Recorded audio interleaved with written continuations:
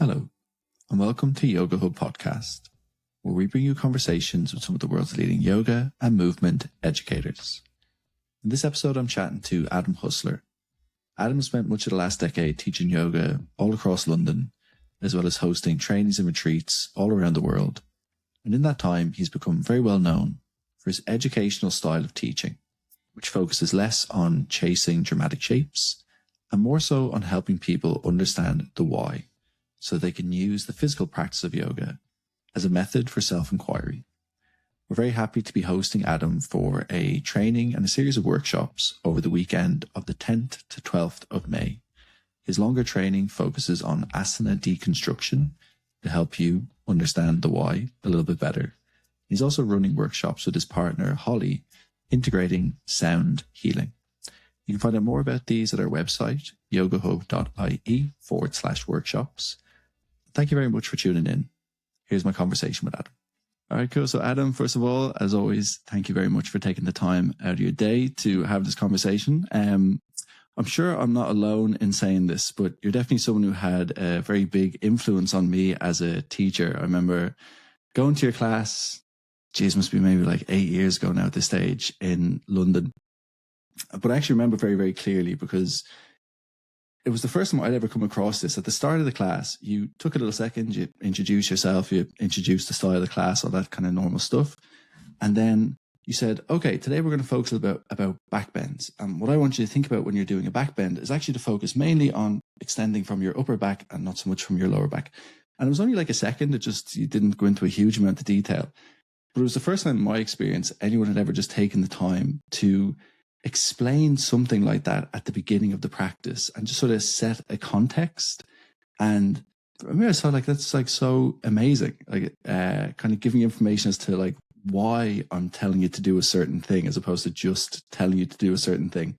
And it was something that I found very, very inspiring. I probably spent a good few years of my teaching career trying to replicate your teaching style. And so, yeah, you've had a big influence on me personally. And as I said, I'm sure I'm not alone in that.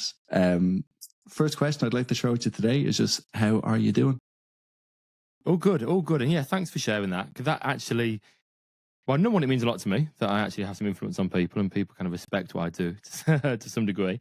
And then also, yeah, that thing is really important. I think actually outlining context. And there's so many reasons I think it's a good idea. Firstly, like if you're covering a class or someone is new to you, it shows immediately you know what you're doing.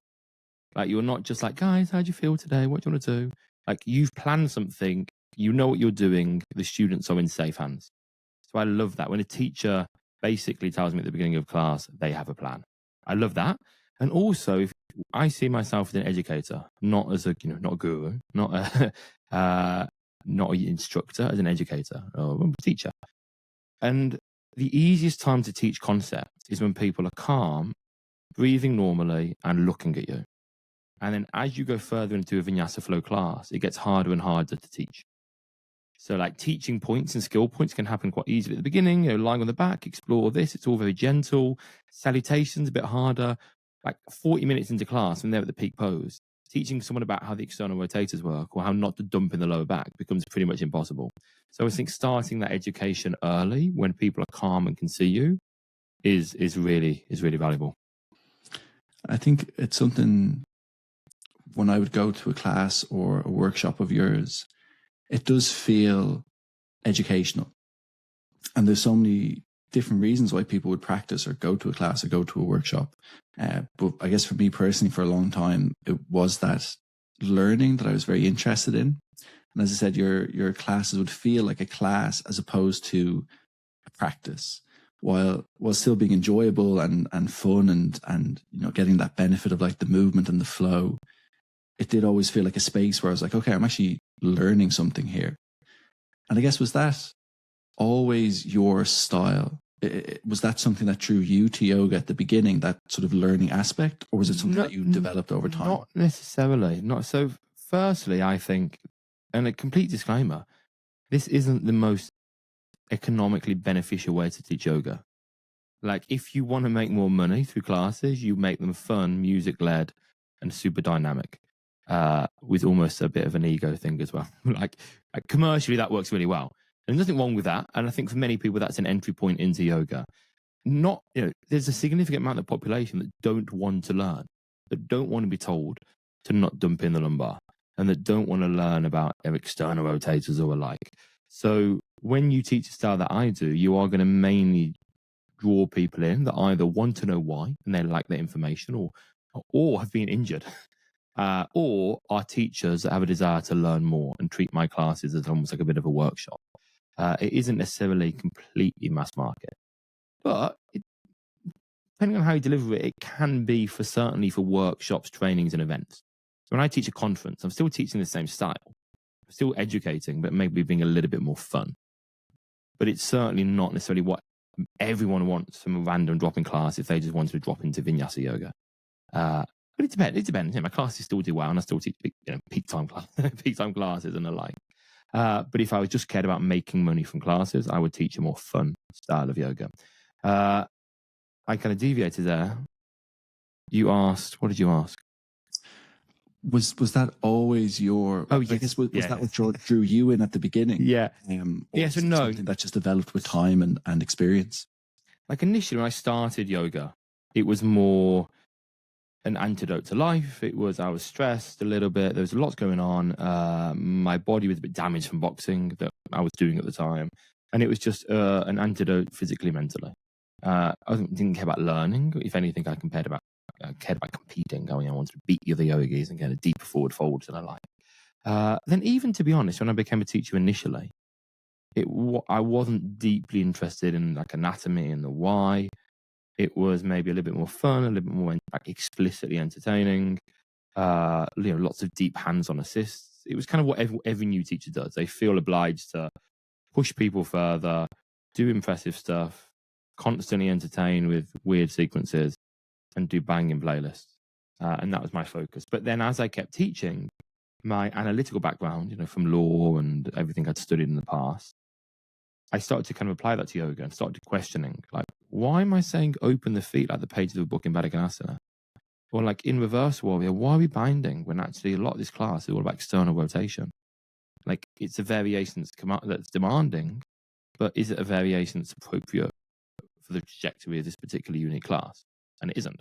So then I started to really analyze, etc. And then that led me to doing an advanced training years ago with Jason Crandall. Then a few years ago, I was teaching his 200-hour training. And yeah, so it's been this whole why thing has been a passion for a long time.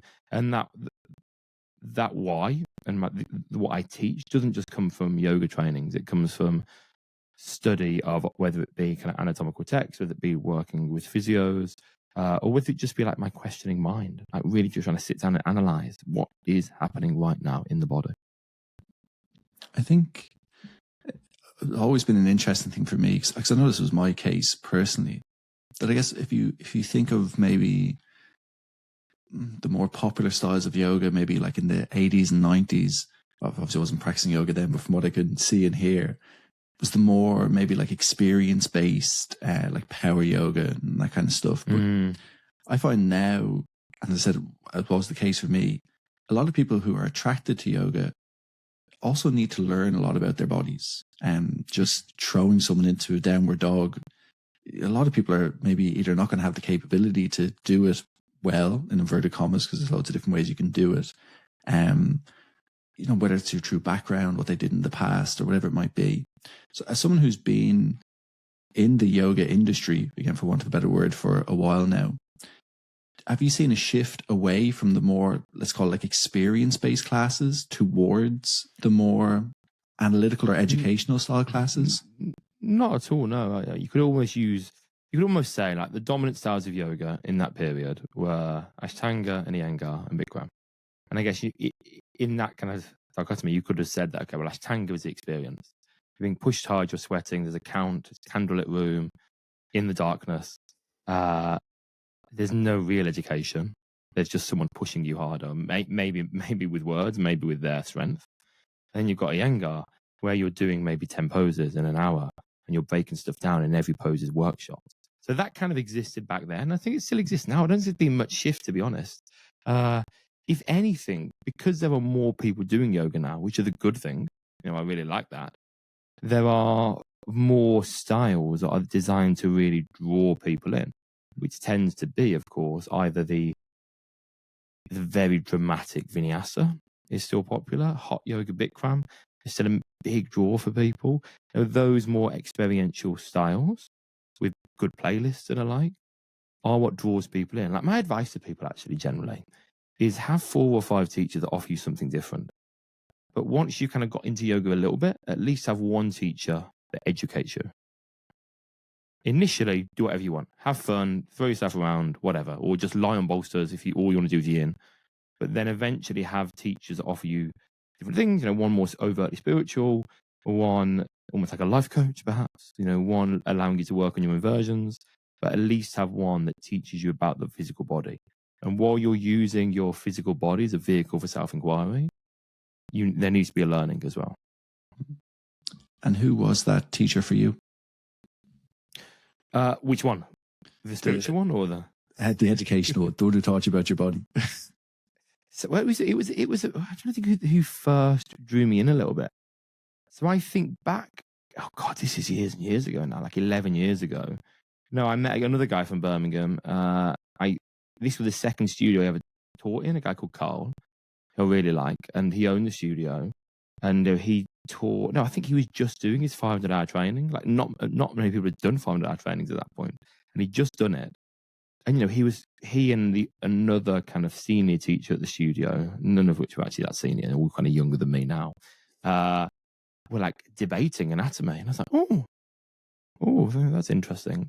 And so I then started to do a little bit of self-study, and there weren't that many resources out there. Jason Crandall, I did a 500-hour training with. But then since then, I've continued to learn from people like, the George Mitchells, etc., who put lots of anatomy stuff out there. But as I said, it's a lot of it is me using kind of my legal training to just constantly look at different sources, look at students. And actually, I think the best education often comes from analyzing your students. And this is why I don't demo a huge amount. I want to watch people. I want to see what they're doing.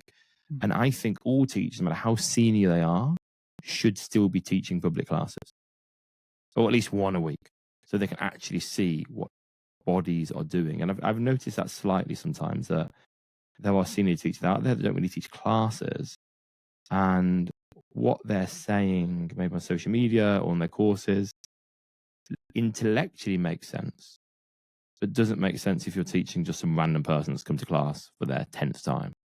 I think it's sometimes one of the hardest things as a newer teacher to almost like step outside of yourself and pay attention to what people are actually doing, as opposed to just leading people through a sequence of certain movements. But as I said, it probably is the most important thing, is actually teaching to the people who are in your class. That's they're the people that you're there to serve, for want of a better word. It's the best learning. And, I always advise people that don't do too many trainings too soon, especially if they're completely different trainings. Fine. It's like if you do like a vinyasa 200-hour training and then you want to add 50 hours of yin to it, fine. Or breath work to it, fine. But don't do like a 200-hour vinyasa training, then immediately do an advanced vinyasa training, then an anatomy training and the like, and then call yourself like a super advanced teacher if you've only taught 100 classes in between. Like, it's almost hugely arrogant to think, okay, I've done a 200-hour training now. I know everything I need to know. I've digested it all. I've processed it. I now need more knowledge. Actually, you don't. What you need when you do a training is to implement that knowledge for like 1,000 hours at least, and really applying it to people and practicing it. Mm. And speaking of trainings, because there's obviously so many out there now, there's different ways of whether it's going away or intensive, longer form courses, even just like learning online now. And as someone who puts on a lot of trainings yourself and who has been part of a lot of different 200-hour trainings and more, what do you think it is that actually makes a good teacher training? So if you think, let's say 200-hour trainings first, and there's a huge spectrum of quality. Some of them, you go away for 3 weeks, and as long as you're still breathing at the end of the 3 weeks, you come back a qualified yoga teacher. there are some of them out there. My firstly is if I was going to do 200-hour training myself now, first thing I would look at is who is the teacher? Not where is it? Not that it's in Rishikesh. Dave from down the road can go to Rishikesh and host a training. The location is irrelevant to some degree. It's who is the person teaching the training. Can I find anything out about them? Have they taught in like studios that are respected, etc.? That's the first thing I'd question: is who are the lead teachers? What is their background? What reputation do they have? The location is kind of irrelevant, unless what you want is a yoga holiday with a teaching training component, which are the different things. So that's one thing. I think length. I think like 2 hours. So not 2 hours. 2 hours is definitely too short. 2 years is too long for most people. And I think equally those 3 weeks is too short. I think, and this is why for our training, we've gone for like 3-4 months.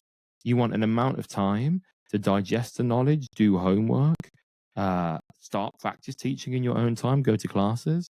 That's, I think, a fundamental part of the 200-hour training. I think if you condense it too much in a short space of time, you don't really get that so much. So I think length is important. It has to work for your life, of course. And for some people, of course, an intensive is their only option. And they can't do multiple weekends over the course of 3 or 4 months.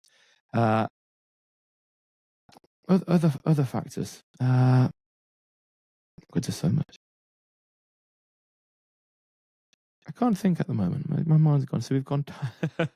This is dad brain. This is dad waking up at 4 o'clock in the morning brain. Tell me all about So we've done length of training. We've done the teacher. Oh God, I don't know. I'm sure there's loads. I'm sure if you asked me if I had like a coffee, I could say so more. Well, that might be a nice segue into something that I did want to talk to you about, because something that we have in common recently is both becoming fathers. And I would love to hear how, I guess, well, you're obviously still in it, but then also slightly in hindsight as well, how your practice prepared you for, such a momentous thing as fatherhood, or if it did, and how your approach to, I guess I'd be interested first and foremost, your approach to like your practice has changed. And then I guess as an extension of that, how your approach to your work, just life in general, might have changed as well. Cool. 2 things first. Quality of assessment was another one. Go on a training where they actually do proper assessment. Not that you have to teach 5 minutes of a set sequence. So like on our recent training, people had to do like a 2-hour multiple choice and long form question. There was homework, and people had to teach an hour class. And then finally, I think in making sure you do it in person. I think 300-hour trainings done online is okay. But if you're beginning your teaching journey, you need to be around people. You need to be around the community. You need to be teaching people in person. You need to do an in-person training, is my view. Parenting and parenthood. For me, the main benefit of yoga long term hasn't been that I'm bendier or stronger or stretchier. It's that I'm more able to respond to the world in kind of a loving, kind, calm, collected way.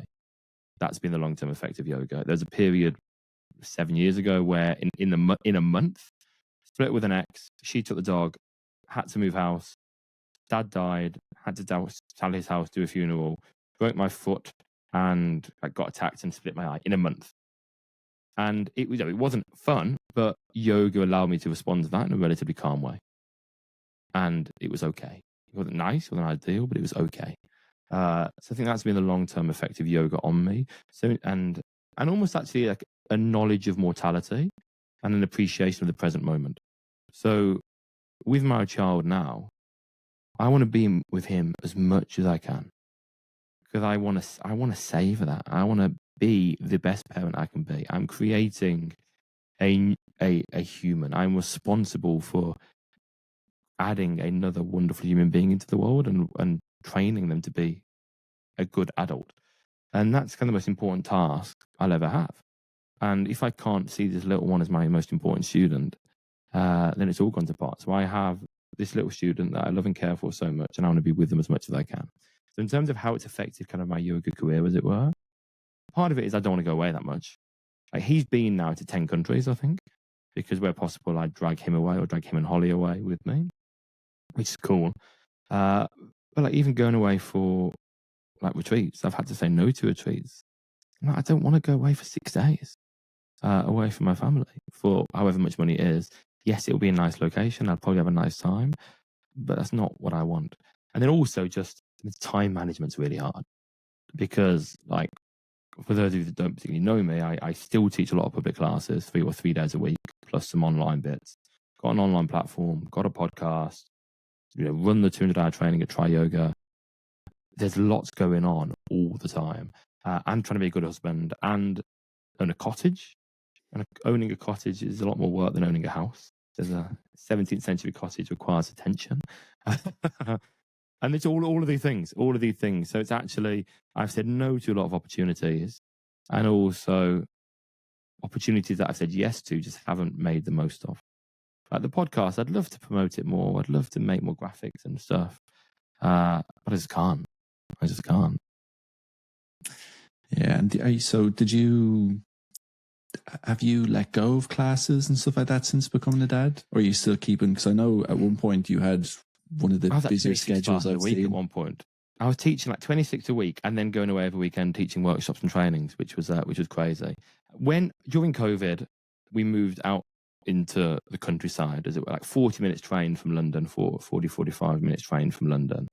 And I kind of realized I've got a reputation. I built something really strong. I don't need to be teaching this many classes anymore. And part of me felt guilty because, like, I want to help the studio, and equally I want to be there for my students. But I just thought, this isn't sustainable. Especially at this point in my career when a lot of people know me. I can do workshops and trainings, and I wanted to base myself at home more. So it started, I guess, in anticipation of the family arriving. So now I'm in London 3 days a week. Long, 2 of them are really long. Like, I can see my child maybe like for half an hour in the morning, and then that's it. And then we'll get home till 10 o'clock. One of them is a half day. And that's kind of it. So I've reduced a lot. I was thinking maybe I'm teaching maybe 10 classes a week, maybe a little bit more. So still a decent number, but not loads. Not loads. Yeah, I think I guess in this day and age, what is conventional, but teaching yoga is not a 9 to 5. And I found myself in a similar situation when we had the baby, that for a small period of time, it was actually the ideal routine. I'd teach a class in the morning. I'd come home. I'd have all day with the baby. And then when the baby would go to bed, I'd go out and teach some class in the evening. So all this free time during the day. And then I started to realize, well, okay, there's going to become a time when it's going to flip, that the baby will be gone for the day. And I don't want to be gone for the morning and the evening, which is going to be like the only time that they'll be there. And there was a part of me, maybe still a part of me that, like, you don't want to let go of something that you built, but then you also enjoy to a certain extent. But just trying to find the way of adapting a, I guess, slightly less traditional routine into something that needs to be quite routine, which is parenthood. I think it all starts with identifying what you want out of life and what brings you joy and happiness. And I think if you don't have that inquiry, which maybe yoga offers to some degree, if you don't have time and space and training to make that inquiry, you do what is a social norm, which is simply to earn more money as best you can. All combinations, just live for the weekend, or just money, and that will bring you happiness. And most people who have money realize it's not the case. The benchmark changes each time you get richer. There's hedonic adaptation. Okay, something brings you joy, you do it a few times, and it's just, then you need something else. So I think you really need to identify what you want in life. And I realized what I want in life is to be with my family as much as I can, to go on little adventures with them to the park or whatever, or just play or dance in the living room, and have a home that I feel comfortable in and happy in. That's serve. And I'm lucky that we have a little gym in the garden, we've got a pond, we've got a yoga studio, we've got all that, and have enough money to sustain a decent quality of life. I'm not interested in like expensive things. Luckily, yoga provides travel.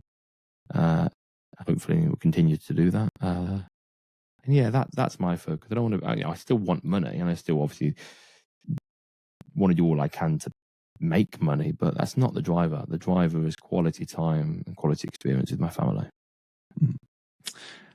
So I know with time being, do you know what it is? We don't have a huge amount of time for this conversation. So there was a couple of things I did want to ask you. So I've noticed recently you're getting more and more into mentorship in terms of trying to help yoga teachers with their teaching, their career. And I'd love to hear you speak a little to the importance of mentorship, because I think for a lot of yoga teachers, it can be a little bit like you do your training and then you're out there. And particularly if you've done trainings abroad, or you might not have this support network around you that you might get in other jobs. And there is, to a degree, an element of competitiveness as well. Like even within a training, like if you're doing a training in a city and lots of newly qualified teachers, you're all kind of competing for the same jobs, and there is that. And often yoga teachers don't get peers that are on the same page. There's either people they're competing with, and they never really meet peers from other places or other cities. So I wanted to create a support for teachers to help them thrive. But the reason I did it is I felt I was fairly uniquely placed in that I've done quite a lot in the yoga world. I've been teaching for a long time. I've taught in like 20 countries, 60 studios, loads of conferences, massive brand partnerships. I've kind of touched on everything that one could do in yoga to some degree. And I do have a background in coaching and mentorship from a few careers ago. And I just that, and I'm quite frank and blunt and pragmatic. And I mean, I've consulted for a lot of studios. So I just thought that combination of skills I have could be really useful. So it's called the Level Up Program, my one. It's 6 months. There's a little bit of yoga education in there, kind of anatomy and sequencing, etc. But a lot of it comes from me just working one-to-one with people, or small group non-structured meetings where people can just talk. And I can give my advice, but I invite everyone else to chip in as well. And maybe that has even more value than my 4-hour lectures. And I do have cohort 4 being launched soon. So chances are it will begin towards the end of May, I think we're planning. And that'll be cohort 4, the Level Up Program. If anyone's interested in that, just like check out my social media or newsletter, and it will be announced at some point, probably in the next week or so. I've said that for the last few weeks, to be honest. It will be announced, but again, every week something happens. I'm in France and in Yorkshire, I'm dragged around. I think it's an invaluable thing for people in all walks of life. But I do think sometimes, as I said, that there can be conscious or unconscious like competitiveness within the yoga industry, for want of a better word. But also there's not always that guidance that you might get in other careers of, hey, this is what worked for me, maybe this is going to work for you. And there's so much of kind of just like figuring out on your own, I guess. And I think for teachers to actually find someone who can just give them that little guiding hand is a very, very valuable thing. But what often happens in the yoga world, in any kind of, in the wellness sector, but particularly in the more kind of like spiritually angled wellness sector, is that a lot of the coaching is just, you can do it, you're the best.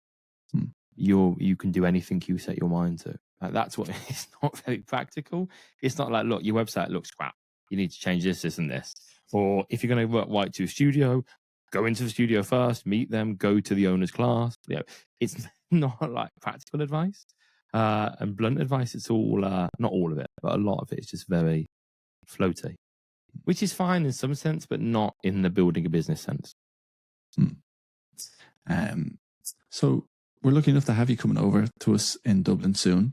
And I think you spoke a little bit about earlier the passion you have for the why. So I'd love for you to maybe take a few moments to maybe just flesh that out a little further, why it's important to know the why, and then maybe what people can expect in terms of the trainings and workshops that you're offering with us soon. For me, it's the thing that's kept me teaching for so long. The analysis of, what am I actually trying to do? Could I do it better? Could I refine? Every cue I give, every pose and variation I give, every little intro to class, every little anecdote or dad joke has a reason. So either help people find something safer, help people learn, help people drop ego. Everything has a reason. And I think as we become more experienced teachers, we owe that. Initially, you're just learning the ropes. You do what you can to survive the class. But then as you become more experienced, we really have to decide, what is my role as a teacher? And actually, I owe students a fair bit. I should be trying to do. I should be a professional. And so I think. I think I forgot. I've got a lot of training coming up. I think the training I'm doing for you, I believe, is the deconstruction one. Do you recall? It is indeed. It is that. It is. Yeah. And so that is really kind of breaking down lots of asana families and asking why, and like, why are we doing that pose? How would we sequence that? Why would we tack that in? What will help us work towards X, Y, or Z? But also then breaking down how there is no correct alignment, but there's alignment principles that we apply to unique bodies, also covering kind of how we hold the space. So there's obviously a long description on the website, but that is for, I think, any teacher, but even anyone who's just really interested in yoga can come to that. And it is for teachers. It isn't for, per se, people that are just interested in yoga, but people that have a deep interest in the practice will get some value from that as well. And it's going to be a lovely weekend. So I've got 2 workshops, I believe, and also a night with Holly. So Holly, I've got multiple nights with her, but you guys can share one night with her and I together. And that sold out last year, I think, really quickly. I don't know how it's doing this year. And so Holly, my wife, is one of the leading sound healers in the UK. She's trained like 200 crystal bowl healers now. She's very good at what she does. She would never say that. And she's not super active on social media, but she's amazing at what she does. So if you're able to come to that, it's a real treat. So she's got some workshops, got a joint thing. I've got some workshops, and then a day-long CP day. I think I'm talking to Holly early next week, which I'm excited to, because I don't think I've ever met Holly before. But yeah, the workshops at you are always well received here in Dublin, but definitely I think she was, people were very, very happy to see her the last time around. So, yeah, that's going to be a lovely evening for sure. And I think the second workshop you have, to be the final question I'll throw at you just in the interest of time. I think it's called Happy Hips or Healthy Hips or something like that. But you very nicely described it as something that yogis might hate. Oh, yeah, that one. Yeah. And I guess, how important do you think it is for practitioners of yoga to explore things outside of what we might call just like a traditional yoga practice? Firstly, I think everyone should do stuff beyond outside of yoga. But the reason I said I don't want people to enjoy this necessarily is because people tend to follow the route of least resistance in that asana practice. Flexible people want to just go deeper into flexibility, and strong people just want to like work their way into like arm balances or like. People don't want to do what their body needs; they want to do what their body likes. Okay, and that's problematic, especially going too deep into flexibility and this glorification of kind of end range, like a dramatic end range. I could hold up, do a monologue about why excessive flexibility isn't a good thing. But yeah, people want to go down the route of least resistance. And for their body's sake, they should be trying to find balance in the middle. And so what you'll find in relation to the hips is lots of people that do yoga, can open their hips very widely using external force. External force either being a teacher or using a part of the body or muscles that aren't in the thing they're moving. So using the hands to push down the leg to get deeper into hip opening. So more passive range. Yogis who are good at that often have very little control of their body in space. Okay, so they might be able to like come into Warrior 3. But if I get them to come into Warrior 3 from a low lunge using control, they've got no chance of getting there. And I love teaching this workshop because it can be quite humbling, but also quite fun. And within it, I am incorporating its inspiration from other movement stuff, whether that be martial arts, whether that be strength training, etc. And I think it's still yoga. I think what makes yoga is the intention of the practice. Okay, lots of what we call modern yoga, even like Ashtanga and Iyengar, it was based on some contemporary influences of the time, whether that be kind of traditional Indian wrestling or colonial Western gymnastics. All of these things influence what we kind of call now traditional yoga. So I think we can incorporate these things in as long as we're still coming at it from a yoga angle. So if I was saying do this because I want you to get more toned abs for the beach, then maybe that loses its sentiment of what yoga is. But if I'm saying explore this, although it's challenging, monitor your breath. Can you regulate it? Can you avoid ego chasing or comparison? Then it's still fully a yoga practice. So yeah, it's a fun workshop to some degree. Although on that note as well, I don't necessarily want yoga to be fun. Okay, now my view is there are so many things in life that can be fun. Like go bowling if you want fun. Go to a CrossFit workout if you want fun. Well, that's not always fun. There's so many things you can do to have fun, but it's very rare you get offered something that allows you self-inquiry. Okay, a lot of people don't go to church now. A lot of people don't hold a religion. More people meditate, but still not a lot. There aren't many things that allow you to kind of go inside and reflect and give you the space and time to do that. So yeah, that's what I want my yoga class to feel more like a school and education, not like a party. I think that's a lovely note to end things on. Again, I know you're a very busy man, so I do appreciate you taking the time out of your day to have this chat. It was lovely as always. Very excited to see you in a few weeks. And yeah, you enjoy the rest of your day. That's going to be cool. Yeah. And yeah, sorry guys for listening. I had to run. I've got to go to a class. Well, I have to go downstairs actually to teach an online class now. But yeah, it's been a pleasure. And yeah, we're over in, when are we over? May. It's May, isn't it? End of May.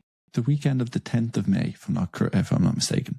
10th of May. I think not long now. Not long now. So hopefully see some of you guys there. It'll be a great weekend. Join me for whatever you can, and Holly as well.